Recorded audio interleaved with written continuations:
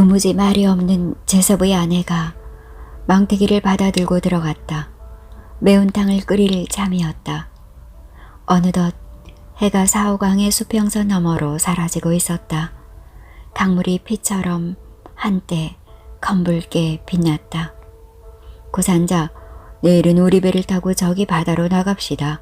바닷고기를 잡아야 노자다운 노자를 장만할 수 있을게요. 그러시죠. 사람들이 하나하나 황혼에 밀려들어 오고 있었다. 과연 다들 떼국이 줄줄 흐르는 바지 저고리를 입고 있었다. 투박한 인상들이 농부가 아니면 어부들임에 틀림이 없었다. 어느 사이에 사랑방에 7명이나 되는 사람들이 모여들었다. 그들은 별말이 없었다. 다들 경건하게 인사들을 나누고는 무언가를 중얼거리면서 깊은 생각에 빠지는 눈치였다.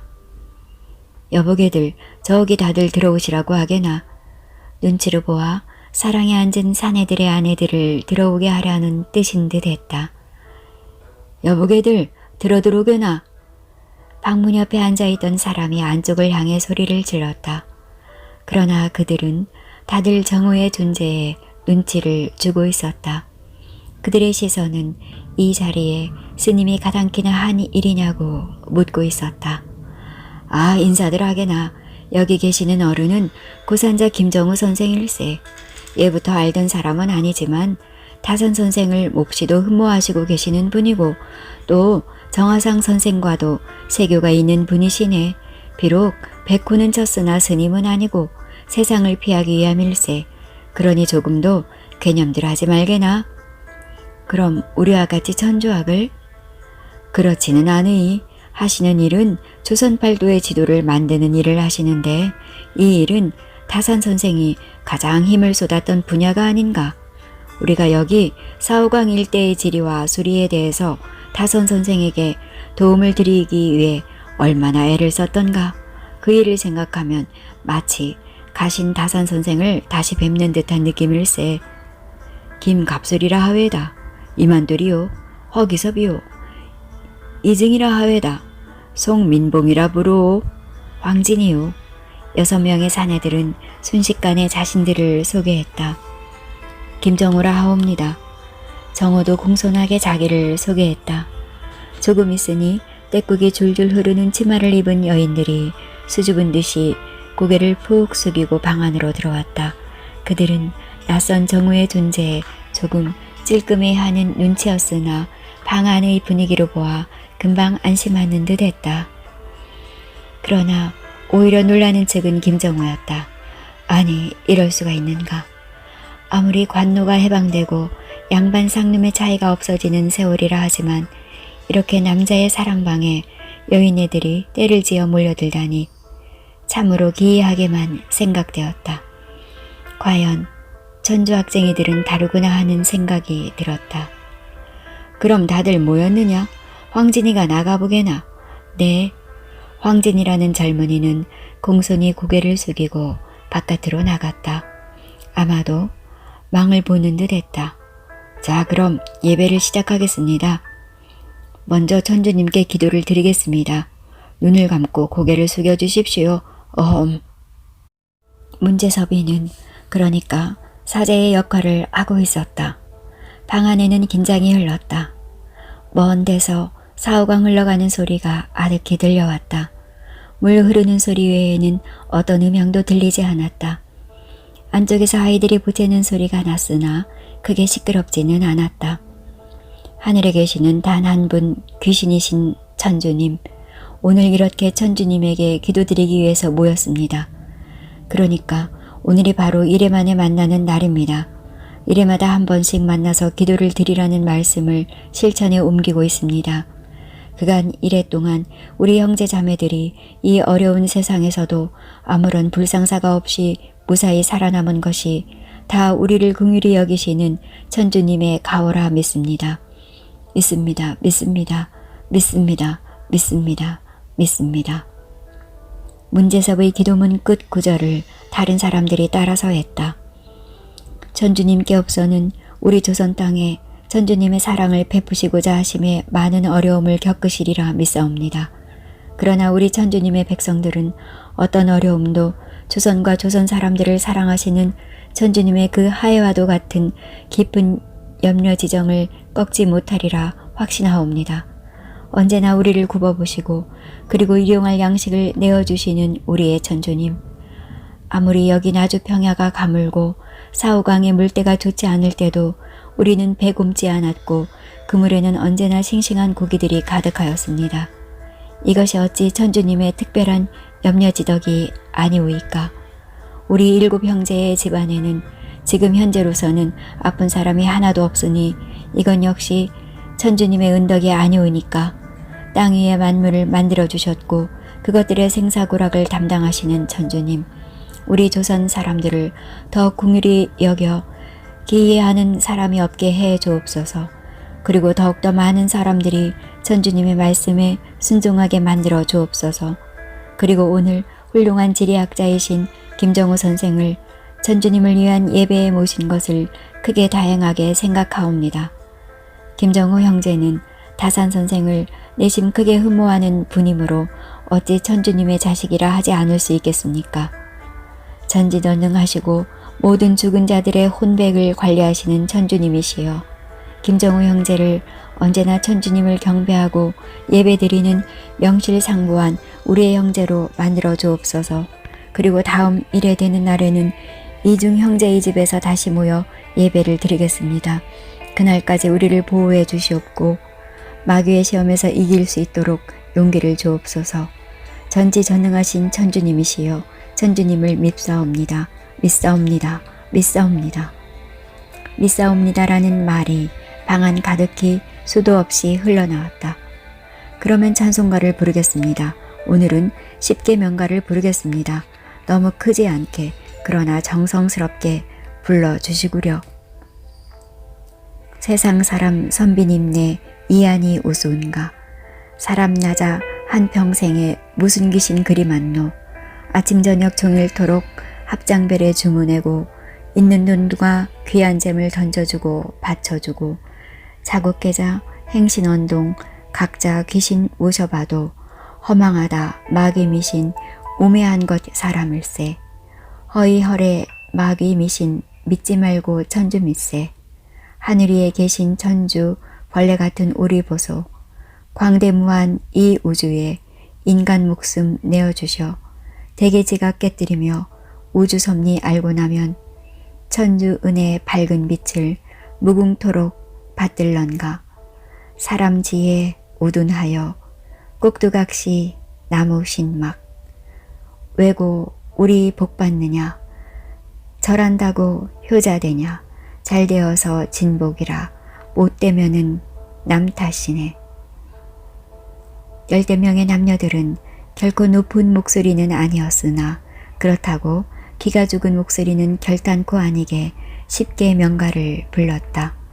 그것은 은은하면서도 낭낭한 목소리들의 총화였다. 이 찬송가는 바로 정혁중의 작품이었다.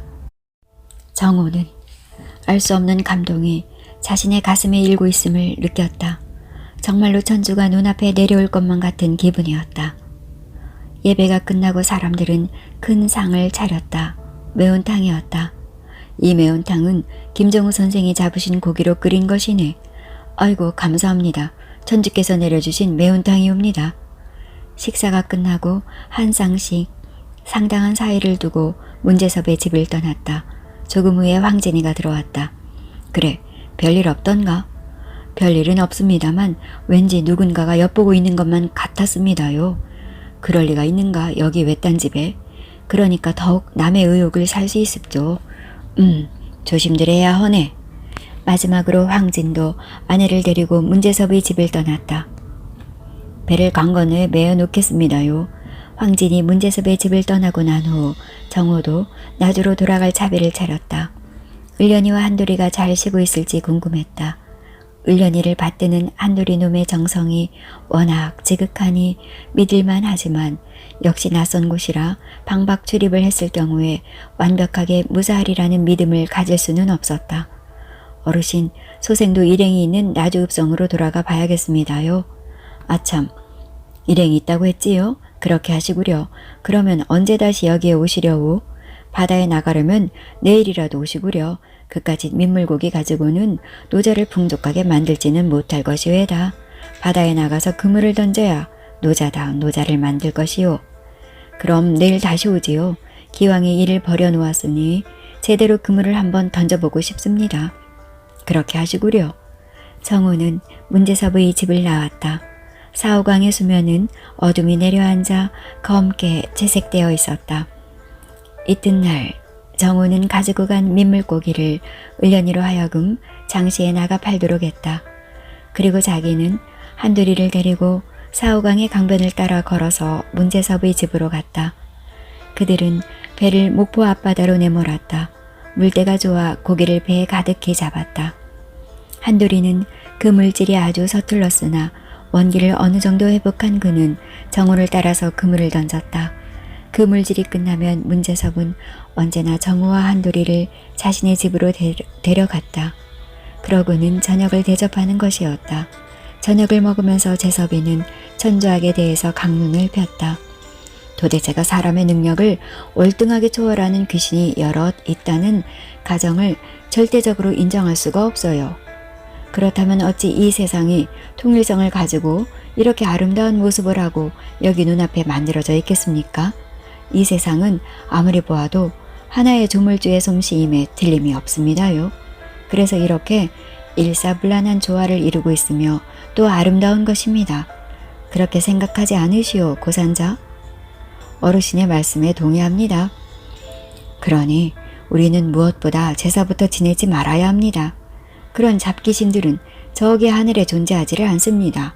하늘에는 오직 단 한 분의 상제님만 계실 뿐입니다. 제사를 지내지 말아야 한다는 문제섭의 말이 처음에는 큰 거부감을 느끼게 했으나 그의 말을 자꾸만 듣고 보니 그럴듯하다는 생각이 들기 시작하는 것이었다. 도무지 그런 절대의 창조자를 인정하지 않으면 이렇게 아름다운 조화 속에 존재하고 있는 땅의 신비를 설명할 수가 없는 것이다. 정우는 자신이 땅을 찾아서 미친 듯이 싸돌아다니고 있는 사람이지만 그 점에서는 정말 문제섭의 말을 거부할 수 없었다. 정말 땅은 그만큼 아름다웠다. 그것은 물질로서 그냥 그렇게 던져져 있지 않았다. 그것은 혼이 깃들어 있었고 무엇보다도 통일과 형용할 수 없는 조화가 깃들어 있었다. 이런 땅과 산 그리고 강과 바다를 우연히 그렇게 생겨먹은 것으로는 도저히 치부해 버릴 수 없었다. 그렇다면 누구의 힘으로 무슨 조화로 그렇게 아름답게 생겼단 말인가? 어떤 절대자의 존재를 상상하지 않을 수 없었다. 절대자의 존재를 상정하지 않으면 사고의 모순에 빠져버리는 자신이었다. 그러나 정호는 자신은 이런 종교 문제에 깊이 빠져서는 안 된다는 생각을 하고 있었다. 자신은 다만 지리학자, 지도학자일 뿐이다.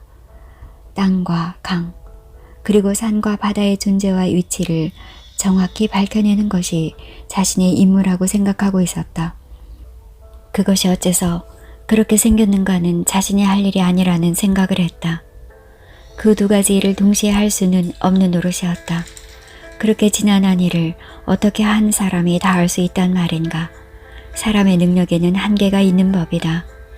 어느 사이 일해가 흘렀다. 다음 날은 전번날의 약속대로 이증의 집으로 가게 되어 있었다. 이증의 집은 문제섭의 집과는 정반대의 위치에 있었다. 그러니까 강의 상류에 외따로 위치하고 있었다. 그날 오후 정호는 문제섭의 인도를 받아 을련이까지 데리고 갔다. 사람들의 눈을 피하느라 동네 뒤에 있는 야산의 뒤를 돌아서 강의 상류로 올라갔다. 그런데 이상한 일이 벌어지고 있었다. 동네 뒤 야산에서 이증의 초가집을 향해 막 하산하려던 문제섭이 손을 내저어 정호 일행을 그 자리에 서도록 했다. 앞으로 더 나오지 말라는 신호였다. 이증이라는 사람도 나이살이나 먹은 편이었다. 그는 상토까지 풀린 채 집에서 얼마 멀지 않은 바다로 몇 사람에 의해 끌려가고 있었다. 그를 끌고 가는 사람들은 대부분이 머리털과 수염이 허연 노인들이었으나 그의 멱살을 잡고 있는 사람들은 장정들이었다. 어서 말하거라. 어서. 그러지 못하겠거든 결정을 하거라. 그 중에서 제일 연장인 듯한 노인이 소리를 질렀다. 그의 허연스러움이 부르르 떨렸다. 노인의 입에서는 침이 마구 튀겨져 나왔다. 네 이놈, 문중이 몰세라는 것을 보고 싶으냐? 어서 말하거라 어서. 그러나 이증은 아무 말도 안 했다. 그는 다만 고개를 떨구고 바다 쪽으로 끌려갈 뿐이었다. 네 이놈, 천작쟁이들을 따라다니더니 조상 제사도 못 지내겠다니 천하에 죽일 놈 같으니라고. 너 같은 놈을 문중에서 쫓아내버리면 그만이지만 관가에서는 우리 문중을 몰살하려 들 것인즉 내 놈을 살려둘 수 없구나. 어서 그 전주라는 구신이 없다고 말하거라. 그런 회개망측한 구신을 믿지 않는다는 말 한마디만 하거라. 관가에서 우리에게 준 시한이 바로 오늘이다. 오늘까지 내 놈의 확답을 받아오지 않으면 문중을 몰살시키겠다는 최후 통첩이 왔느니라. 그래, 그래도 전주를 믿느냐? 그들은 어느 사이 푸르게 흐르는 사후 강가에 이르렀다. 어서 말하거라. 어서. 내 놈이 말하지 않으면 돌을 대라서 저기 강으로 밀어 넣을 것이다. 어서. 이증은 강가 모래밭에 꿇어앉아 있었다. 어서. 그래, 전주란 자가 정말로 있느냐? 그리고 그놈을 믿느냐? 네, 믿습니다. 천주는 이 세상과 우리 인간을 만드셨습니다. 오, 이놈이 우리 문중 50명의 목숨을 앗아갈 작정을 한 놈일세. 악기가 씌어도 단단히 씌었구만. 다시 한번 묻는다. 정말 그 전주란 구신을 믿느냐? 한마디만 하면 내 놈은 살 수 있다. 네, 정말로 믿습니다. 오 주여, 이분들을 가련하게 생각해 주시고 구원의 손길을 뻗쳐주옵소서. 아이고, 이놈이 미쳐도 철저하게 미쳤구만. 엮기가 씌어도 예사 엮기가 아닐세. 얘들아, 저놈 두 손을 묶은 줄에다가 저기 큰 돌을 매달아서 배에 튀어 바다로 끌고 나가거라. 어서. 저기 동네 어구의 관가에서 나들들이 나와 있다. 이 장면을 보여줘야 그들은 아무 말 않고 돌아갈 것이다. 청년들은 이증의 뒤로 돌려 묶어진 손에다가 다시 큰 돌을 매달았다. 그러고는 그를 나무 쪽배에 태워 강으로 끌고 나갔다. 강물 속으로 밀어 넣어라. 어서. 수염이 성성한 노인은 나무 쪽배를 향해 소리를 질렀다. 젊은이들은 이증을 강물 속으로 밀어넣지 못하고 주저하고 있었다. 이놈들아, 저기 동네 쪽을 보아라. 우리 전부가 붙잡혀 가서 목이 잘려나간다. 몇 해 전에 있었던 일을 다 잊었느냐? 어서 밀어넣어라. 오 천주님, 오 천주님, 이 가련한 자들을 벌주지 마시고 긍휼히 여겨주소서. 이들에게 천주님의 은총을 내려주소서. 배의 바닥에 꿇어앉은 이증은 하늘을 향해 기도를 하고 있었다. 과연 동네 어구에는 긴 창을 든 나졸 대여섯 명이 얼씬거리면서 이쪽을 바라보고 있었다. 어서 밀어넣어라 어서. 노인은 침을 튀기면서 다시 소리쳤다. 젊은이들은 더 이상 버티지 못하고 이증을 강물 속으로 밀어넣었다. 그는 풍덩 소리를 내고는 세차게 흐르는 사오강의 강물 속으로 떨어졌다. 순식간에 일이었다. 강물은 어느 사이 평온을 되찾았다. 이증이 강물 속으로 떨어졌다는 흔적은 어디에도 없었다. 문제섭이 자신의 손을 낮추어 각자의 몸을 숨기라는 신용을 했다. 그러니까 이들 나졸들은 문제섭 일파가 오늘 집회를 가진다는 정보를 입수한 데다가 최후 통첩을 점검하고자 한 듯 했다. 정우 일행은 후퇴를 했다. 더 깊은 산속으로 숨어야만 했던 것이다. 마침 문제섭 일행이 집을 나오고 나서 그들이 들이닥친 듯 했다. 그들은 산속으로 도망을 치다가 산 아래로 내려다 보이는 허기섭의 집을 시야에 넣을 수 있었다. 허기섭의 집은 동네의 제일 뒤편, 동네 뒷산의 발찌개에 있었던 것이다. 나졸들이 허기섭의 어깨축지를 방망이로 후려치고 있었다. 오늘 모이는 천작쟁이들이 누구누구냐? 어서 바른 대로 대라. 그러면 내 놈의 목숨은 살려준다. 나는 모르오. 날 관가로 끌고 가든지 여기서 죽이든지 마음대로 하시오. 이놈아, 내 놈 한 놈이 문제가 아니다. 조선의 정기를 더럽히는 우리 고을의 천작쟁이들을 전부 다 솎아내는 것이 문제이다. 어서 말하거라. 나는 모르오. 그러나 내가 천주를 믿는 것은 확실하오이다. 그러니 날 먼저 죽이시오. 오호, 저런 놈이 다 있나. 여봐라, 저놈의 코에다가 물을 붓고 고춧가루를 쳐넣어라. 그리고 저기 도끼로 어깨축지를 내리쳐서 길을 어서 꺾어라. 허기섭은 꽤나 완강하게 생긴 몸을 하고 있었으나 몇 차례 도끼를 맞고서는 저쯤 나동그라졌다. 그는 더 일어나앉지도 못했다. 그래도 불지 못하겠느냐? 어서. 나는 모른다. 날 어서 죽여라. 얘들아, 저기 있는 돛으로 놈의 정강이를 토막을 내거라. 내 놈이 믿는 전주라는 90이 센가 우리가 센가 한번 겨뤄보자. 이놈들아, 우물거리지 말고 어서 저놈의 두 다리를 잘라내거라. 한 놈은 붙잡고 한 놈은 돕질을 하거라. 어서. 대장인 듯한 놈이 줄개들을 닥달했다. 과연 돕질이 시작되었다. 그러나 허기섭은 가끔 경련을 할 뿐 더 반응이 없었다. 결국 그의 한쪽 아랫다리가 떨어져 나갔다. 피가 마구 쏟아졌다. 그러나 허기섭의 가족은 물론이고 동네 사람 누구도 얼굴을 내놓지 않았다. 기지독한 놈. 얘들아, 저놈을 저기 가마떼기를 끌어다 덮어라. 아무래도 놈들을 다 알아낼 수 없을 것 같구나. 그래, 이직이란 놈은 어떻게 되었느냐? 지금 막 강물 속으로 그의 문중 사람들이 놈을 밀어 넣었습니다. 그럼 돌아가자. 목사나리께 정확하게 보고해야 한다. 관졸들은 동네를 빠져나갔다. 관졸들이 빠져나간 자리에 동네 사람들과 자리 달린 허기섭의 가족들이 몰려들었다. 그들은 울음을 터뜨리고 아우성을 쳤다. 하늘을 향해 침을 뱉는 사람들도 있었다. 그것은 천주를 향해 뱉는 침인지 아니면 사람을 저 지경으로 만든 관졸들을 향해 뱉는지 금방 구별이 되지 않았다. 문제섭과 정호 일행은 땅거미가 내릴 때까지 산속에 숨어 있었다. 그러니까 일의 진행 상황으로 보아 관가에서는 아직까지 문제섭의 일파를 완전히 파악하고 있지는 않았다. 이증과 허기섭이 끝까지 입을 열지 않았기 때문이다.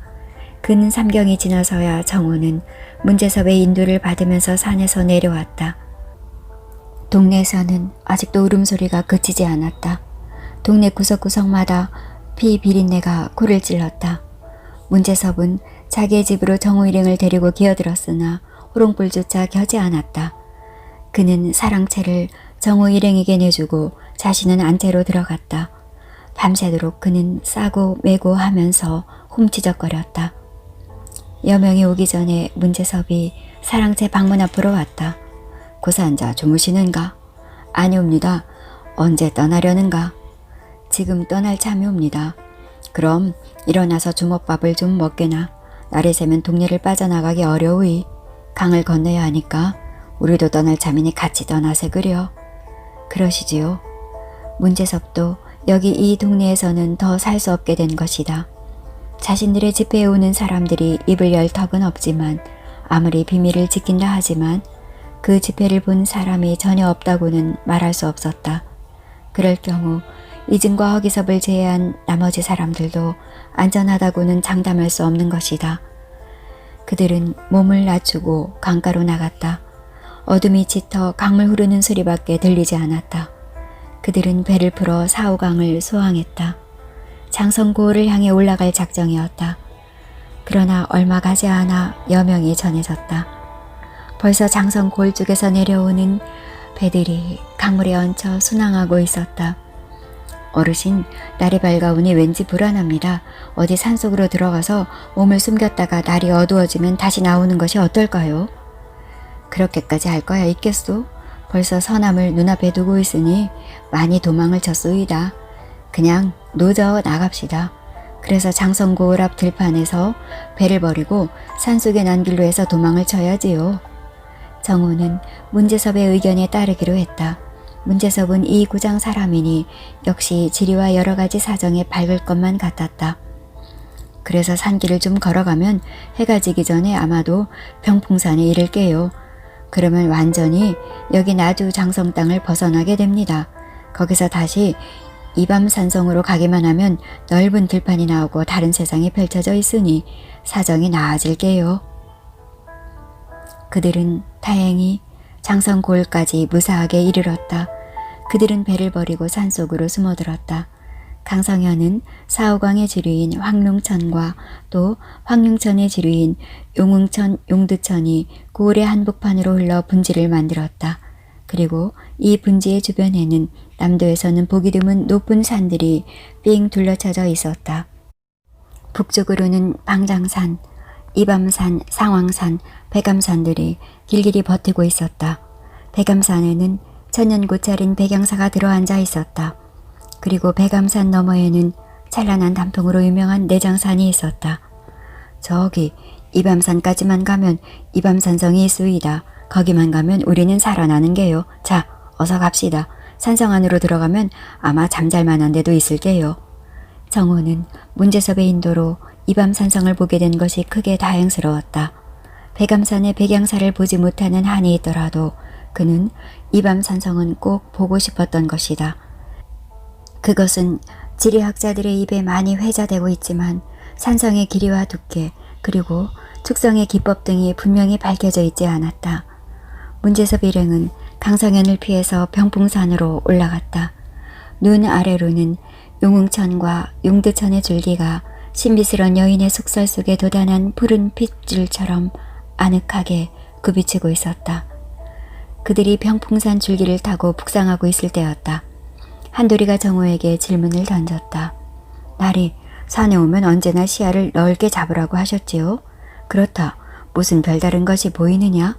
날이 저기 청석바위 사이에 동굴 같은 것이 보이시지요?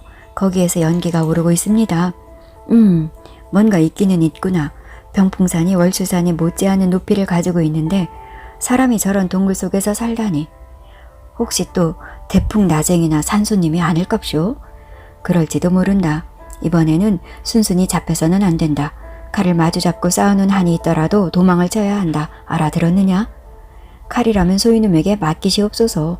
순식간에 황소 10마리의 목을 정확하게 따버리는 솜씨입니다요. 병풍산의 높이가 얼마나 됩니까요? 월주산은요? 그리고 백양사가 들어앉아 있다는 백암산은요? 그 녀석, 내 놈이 무슨 지리학자라도 되느냐? 이제 그게 버릇이 되어 버렸습니다요. 그래, 가르쳐주지. 병풍산은 저기 목포로 흘러빠지는 사호강의 발원지라고 할 수 있다. 그런 병풍산의 높이는 2702척이다. 그리고 우리가 그렇게도 모진 고생을 한 월출산은 2669척이다. 그러니까 병풍산이 월출산보다 더 높은 편이다. 그리고 백암산은 2382척이다. 여기 호남에서 드물게 보는 높은 산들이다. 이제 궁금증이 풀렸느냐? 헤헤헤. 날이 감사합니다요. 사실은 을련이 아주머니가 더 알고 싶어 하시길래 그 녀석 핑계는. 날이 그러면 소인님이 먼저 한번 알아보고 올깝쇼. 그렇게 하거라. 절대로 잡혀서는 안 된다. 염려 마옵소서. 한돌이는 몸 매무새를 고치고 연기가 아주 희미하게 오르고 있는 계곡을 향해 걸음을 옮기기 시작했다. 우리는 내가 돌아올 때까지 여기에서 더 움직이지 않겠다. 한돌이는 고개를 숙이고는 몸을 날렸다. 그때였다. 문제섭이가 뛰어나왔다. 여보게 젊은이, 나도 같이 가야겠네. 우리를 죽이려는 놈들이라면 우리는 가만히 있어서는 안 되네. 정호는 이렇게 나오는 문제섭이가 놀라웠다. 50살이 넘었을 그가 이렇게 나올 줄 몰랐다. 그는 자신의 동료들이 피를 뿌리면서 죽어가자 눈이 뒤집힌 듯 했다. 아니면 자신과 가족들의 생명이 위기에 처했음을 느꼈는지도 알 수 없었다. 한쪽 뺨을 맞으면 나머지 뺨도 내놓는다는 천작쟁이들이 아닌가. 정호는 정말 알 수 없는 일이라는 생각이 들었다. 얼마의 시간이 흘렀다. 정호도 문제섭의 가족들을 동굴 속으로 피신시키고 위기에 대처하기 위해 준비를 했다. 준비라고 해봤자 그에게는 호신용의 조그마한 단도 하나가 있을 뿐이었다. 드디어 사람의 발자국 소리가 들렸다. 정호는 바위 뒤에 몸을 숨기고 주변의 동정을 살폈다. 그는 숨을 죽이고 소리가 들려오는 쪽을 주시했다. 정호는 문제섭의 판단이 옳다는 생각을 했다. 사람은 자기의 생명을 노리는 자를 용서할 수는 없는 것이다. 천작쟁이들이 믿고 있는 천주라는 귀신의 아들은 자신이 십자가 나무에 못 박히면서도 남을 사랑했다고 하니 사실인지 아닌지 확인할 수는 없지만 대단한 사람임에 틀림이 없었다. 긴장감이 감돌았다. 나리, 한돌이의 목소리가 들려왔다. 왠지 느긋한 목소리였다. 정호는 김이 빠졌다. 무슨 위급한 사태는 아닌 모양이었다. 나리, 영광고을에 살고 있는 황진이란 분과 가족들이었습니다요. 정호는 긴 신음을 토했다. 저기 어르신께서 나리와 자신의 가족들을 그리로 안내하라는 부탁입니다요. 알았다. 어서 그리로 가자.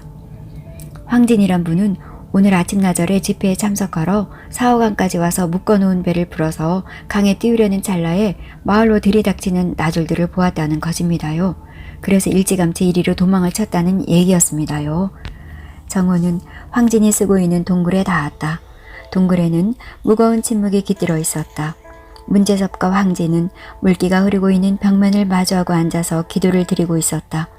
그들은 자신과 가족들이 삶과 죽음의 기로에 처해 있음을 알고 있었다. 그럴 때 쓰이는 것이 기도로구나 하는 생각을 정호는 했다. 그들은 밥을 해먹고 다시 길을 떠났다. 저기 이 밤 산성을 넘어야만 안심을 할 수 있는 것이다. 장성이 나주성의 속현이기 때문에 강성현감은 나주 목사의 통과를 받을 것임에 틀림이 없었다. 그렇다면 그들은 문제섭 일파의 인적 구성을 파악하고 나주고을 전역과 속현의 체포령을 하달했음에 틀림이 없었다. 하늘에는 조승달이 떴다. 달이 워낙 가늘어 달빛이 아주 흐렸다. 그래서 방향을 제대로 잡을 수가 없었다. 문제섭이 앞장을 섰고 황진이 후미를 담당했다. 천주라는 자의 아들은 죽은 후 사흘 만에 소생했다고 하지만 지금까지 조선 땅에 있어온 천주교의 박해에 있어서는 어떤 기적도 일어나지 않고 죽이면 죽이는 대로 다들 피를 뿌리면서 죽어갔을 뿐이다. 그들은 온 밤을 새워 겨우 백암산에 이르렀다. 날이 밝아져 일행은 더 이상은 걸을 수가 없었다. 황진의 아이들 중에는 소년, 소녀도 있었다. 그들은 동굴을 찾아들었다. 휴식을 취하면서 햇살을 피했던 것이다. 문제섭과 황진의 식솔들은 몰골이 말이 아니었다. 죽음의 그림자가 짙게 서린 얼굴에는 수심이 가득했고 두 다리는 바위와 가시에 찔려 피가 흐르고 있었다. 백암산에서 하루에를 쉰 일행은 그날 밤 흐린 초생달 빛을 받으면서 다시 걸음을 옮겨 놓았다. 정호와 한돌이는 황진의 아이들을 등에 들쳐업었다. 도대체 이들은 어디로 가고 있는가? 정호는 암담해지는 자신을 느꼈다.